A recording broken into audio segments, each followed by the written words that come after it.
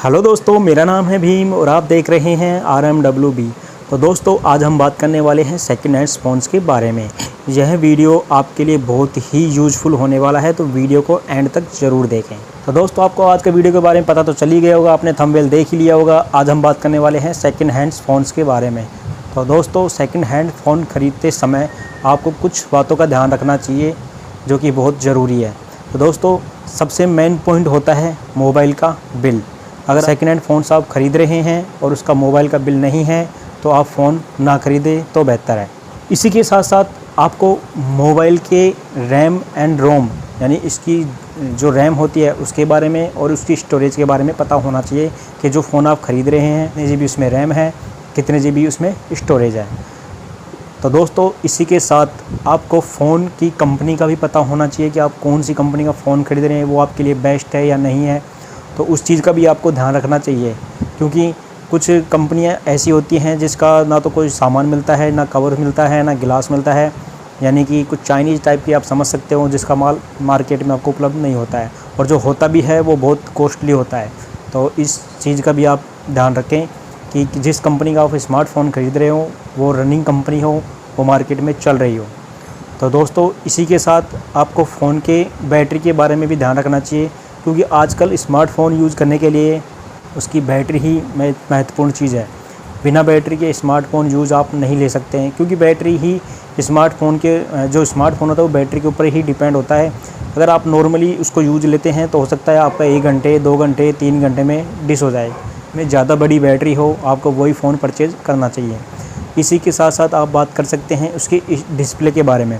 तो दोस्तों, डिस्प्ले आजकल मार्केट में बहुत तरीके की आती हैं। सुपर एमोलेड स्क्रीन भी आती है, नॉर्मल एमोलेड स्क्रीन भी आती है, जिसकी LED स्क्रीन भी आती है। तो इस चीज़ का भी आप ध्यान दें। तो दोस्तों, महत्वपूर्ण चीज़ होती है आपका बजट के हिसाब से ही आप फ़ोन ख़रीदते हैं। आपको लगता है कि मैं 15,000 तक का फ़ोन ख़रीद सकता हूँ, तो आप उसके हिसाब से ही मोबाइल ख़रीदें, क्योंकि मार्केट में आपको चाइनीज़ हैंडसेट ही बहुत देखने को मिलते हैं जो सेम टू सेम कॉपी होते हैं। जो ड्रिंक वगैरह करते हैं वो रिसेंटली कभी आपके पास आ भी जाएँ कि भैया मेरे को ये फ़ोन बेचना है, क्या आप इसको ख़रीद लोगे? मैंने इसको 15,000 रुपये का ख़रीदा था, मैं आपको 5,000 रुपये में दे दूँगा, इसका बिल भी है। तो दोस्तों, वो फ़र्जी होते हैं, वो बिल्कुल डुप्लीकेट फ़ोन होते हैं। इस चीज़ का आप ज़रूर ध्यान रखें। अगर आप उस स्मार्टफ़ोन को ख़रीद भी रहे हैं तो उसकी जाँच पड़ताल ज़रूर करें, क्योंकि स्मार्टफ़ोन के बारे में आपको मेरे हिसाब से इतना पता ना हो कि सेम टू सेम, जैसे ओप्पो को मान के चलो आप, ओप्पो में कई मॉडल ऐसे होते हैं जिसका चाइनीज़ वर्जन भी आपको देखने को मिल जाता है, ठीक है। तो उससे चाइनीज़ वर्जन से बचने के लिए आपको, अगर वो बिल दे रहा है तो उस बिल पे जो नंबर लिखे हुए थे उस पर आप कॉल कर सकते हैं, उनसे पूछ सकते हैं। कि बिल भी 99% आपको फ़र्जी मिलेंगे कि उस पर जो नंबर लिखे हुए हैं उस पर कॉल नहीं जाएगी, ये खुद के नंबर डाल देते हैं या फिर किसी बंद नंबर को उस पर डाल देते हैं। तो दोस्तों, इस चीज़ का भी आप ज़रूर ध्यान रखें, वरना आप बहुत बड़ी मुसीबत में पड़ सकते हैं, क्योंकि चोरी के फ़ोन भी मार्केट में देखने को मिलते हैं। उस चीज़ से बचने के लिए आपको बिल लेना ज़रूरी होता है। अगर हाँ कि आप कोई किसी जानकार व्यक्ति से फ़ोन ख़रीद रहे हैं तो कोई बड़ी बात नहीं है। अगर आप अनजान व्यक्ति से फ़ोन ख़रीद रहे हैं तो आपको बिल लेना ज़रूरी होता है। और दोस्तों, बात करते हैं कस्टम के फ़ोन की। आजकल मार्केट में बहुत से दुकानदार, बहुत से लोग ऐसे हैं जो कस्टम के नाम से मोबाइल बेचते हैं। तो दोस्तों, कस्टम वस्टम कुछ नहीं होता है, वो सेकंड हैंड फ़ोन ही होते हैं। उसको रिफ़्रेश करके, उसको नया करके, जैसे कि नॉर्मली बॉडी को पॉलिश करके उसको नया कर दिया जाता है। जैसे कि आपको बॉक्स में पैक करके दे देंगे, आपको 3 महीने या 6 महीने की इसमें आपको वारंटी दे देंगे। इस चीज़ से आप बच के रहें।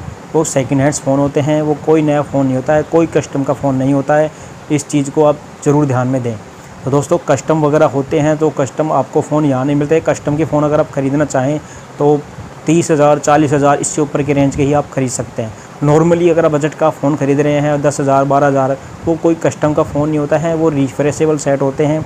जैसे ही सर्विस सेंटर फ़ोन चला जाता है, किसी कारणवश से कोई मोबाइल में कुछ कमी आ जाती है, अगर वो फ़ोन सर्विस सेंटर गया है तो 6-7 महीने बाद कंपनी उनको रिफ्रेशेबल सेट करके उसको मार्केट में बेच देती है। वही सेट आपको कस्टम में देखने को मिलते हैं। तो दोस्तों, इस चीज़ का आप ज़रूर ध्यान रखें।